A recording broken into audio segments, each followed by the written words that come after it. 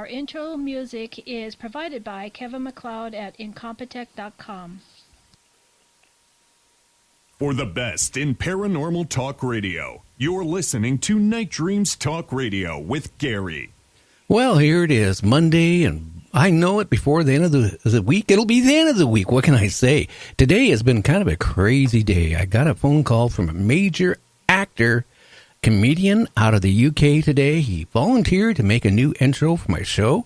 Found out him and another famous actor are really into Night Dreams Talk Radio. So he's going to talk to Michael and see if he can get Michael to do an intro also for my show. Things are really growing fast on Night Dreams Talk Radio. Hey, a new scam according to the FBI. Watch out when you go out and pull money out of the ATM. I guess the new scam is now they get your, information offline on the dark web, make a phony ATM card, and drain your account. What can I say? Things just keep on going. They come out with new ways to scam you for money. I know that's not paranormal, but it is. I'll tell you, if you have no money and you go grocery shopping and you can't pay for it, that can be a real paranormal experience, believe me.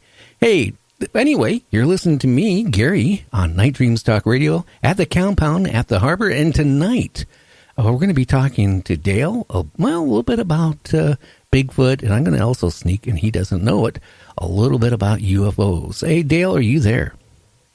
I am. How you doing, Mike? Or Gary, I'm sorry. Hey, well, I can be Mike. I mean, it depends on if you're a bill collector. I can be Tim or John or any name you want me to be. Why not? You know what I like doing, Dale? The other day, I got a phone call from a collection agency.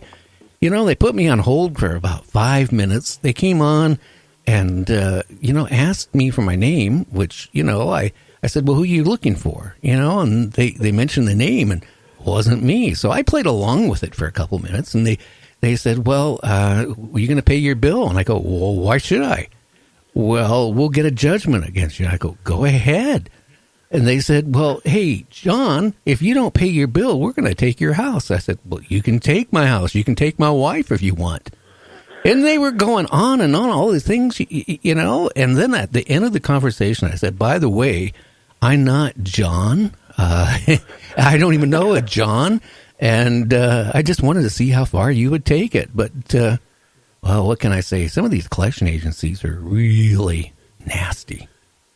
Yeah, indeed. Well, and you were talking about Michael Caine, and so I was still kind of trying to place the face with this name, because I know I've heard it, Well, only if you watch TV and watch movies and watch a lot of. He's been in everything. Yeah, absolutely. He was even in one of the Jaw movies too.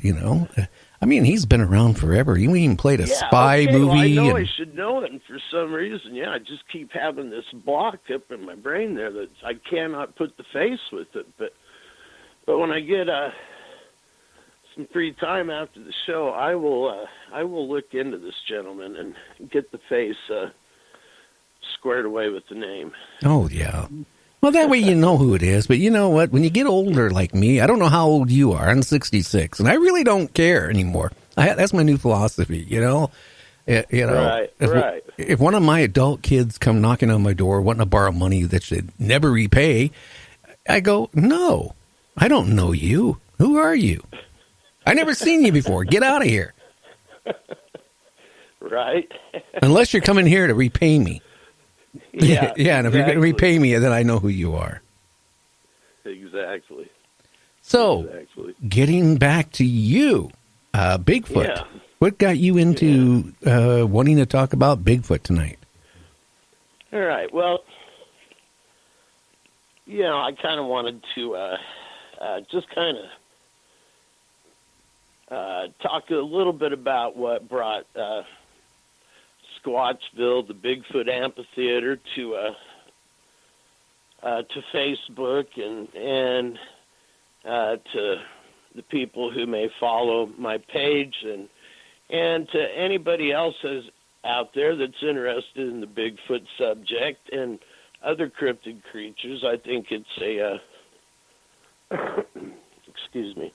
It's a a good place to go to discover some of the mysteries in the world, you know. Uh-huh. And you know, back in, I believe it was 1971, my father, he took me to this little theater in Springville, Utah. It was called Art City Theater or something like that. And they were having this, they were showing Bigfoot, man or beast.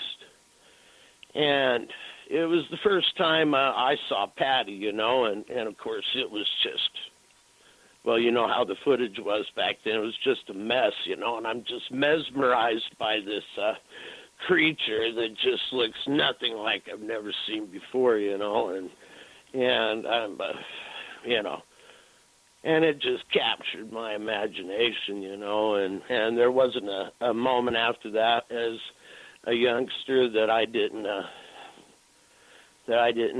you know, have the fascination. Anytime I was camping in the woods or hear something in the woods and, you know, with my friends or something, you know, maybe that was a squatch or something, you know, and of course they wouldn't believe in such thing. They'd laugh at me stuff, you know, but yeah, for me it was real, you know, and I believe they were out there.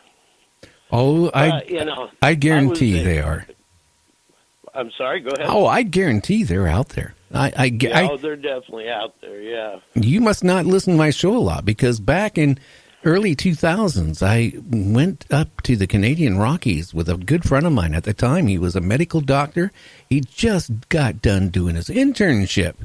And, you know, we made that long drive. We were going to go take pictures of ghost towns and all that stuff. We went to a World War II internment camp for the Japanese, way out in the middle of nowhere. And we walked in through the woods about 2 miles to get to the place. And I guarantee you, we thought we saw a bear, and it turned out not to be a bear. It turned out to be a Bigfoot. And I'll tell you, that's the only time I've ever been scared enough to pee my pants, other than when I was a little kid. That is awesome. That is awesome. So you actually saw it then? Oh, yeah. More than that, it actually chased us. I turned around like once or twice during the run, and I did notice it was running from 2 legs to 4 legs, back to 2 legs, back to 4 legs. But I'll tell you, when we made it back to the car, just off to where the car was, it was off some side road, like a logging road up there. It was off maybe 25 feet, or its mate was. I don't know if it was the same one. I mean, they all look the same to me. Hey, what can I say? It was about 25 feet away from the car. It was bending a tree over, and it screamed like you wouldn't believe. I got in there, put that ignition key in. My friend just barely got 1 leg in the car when I stepped on the gas, and I was dragging him, you know, and he got all kind of scratched up and all that stuff. And then I stopped, and he got in, and we got out of there. I tell you, it also threw a rock. And, you know, my wife tolerated with me all these years. She'll throw that up to me. She had a brand new car. The car I had, she didn't feel it would be dependable. So she was nice enough to let me borrow her brand new car. That sucker threw a rock. And I'm talking maybe a basket-sized size rock. Hit the passenger fender, put a huge dent in it. And, you know, I got back home and, you know, I told my wife naturally saw the dent. And she goes, okay, what did you hit? What were you drinking or smoking? And I said, you know, I haven't smoked anything for years, so let's eliminate that one. I don't drink very much, ever. And I told her it was a Bigfoot. And she, all these years, she goes, yeah,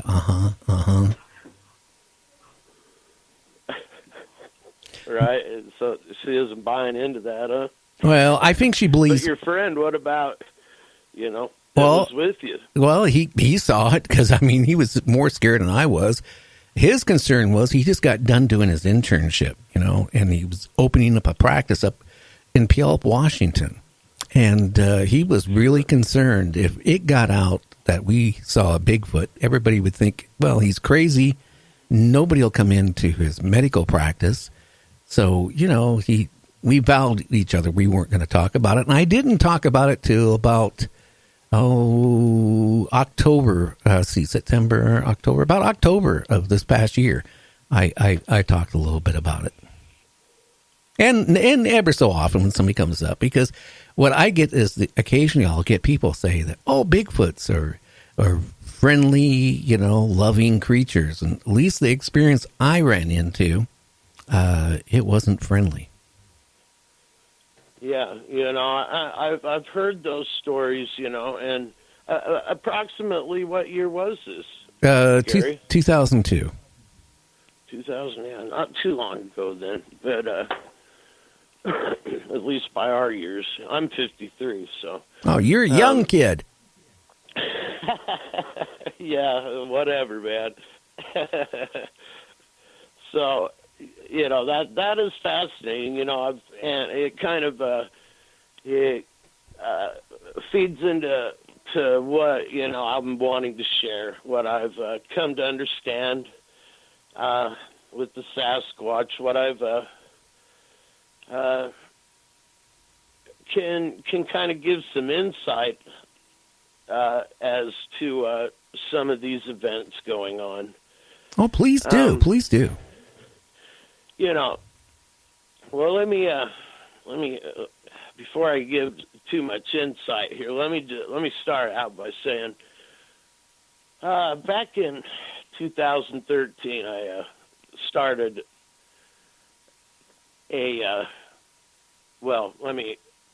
my friend started a Bigfoot group, and that's where I first learned that, there was a lot of people that shared the same interest. And that was the first time I ever really got on a computer other than to download some PDF files or something for a construction project or something. But that's when I was introduced to Facebook and stuff. And so, some friends, Susie, she got this. She asked me if I wanted to get a Bigfoot group going with her, and I said certainly. And so, before you know it, here it is, 2018, and Bigfoot community is one of the largest groups on the internet, or on Facebook. But back then, we were just a small group, and I really didn't know what to think other than the fact of what people had told me and how to go out and look for them and stuff. And I'd gone out a couple of times and, had heard some things, but wasn't nothing definitive. And anyways, that summer of 2014, we had the Bigfoot community camp out, and we all met up in Willow Creek, and it was an amazing time. I mean, it was, a group of just heartfelt people, really, really genuine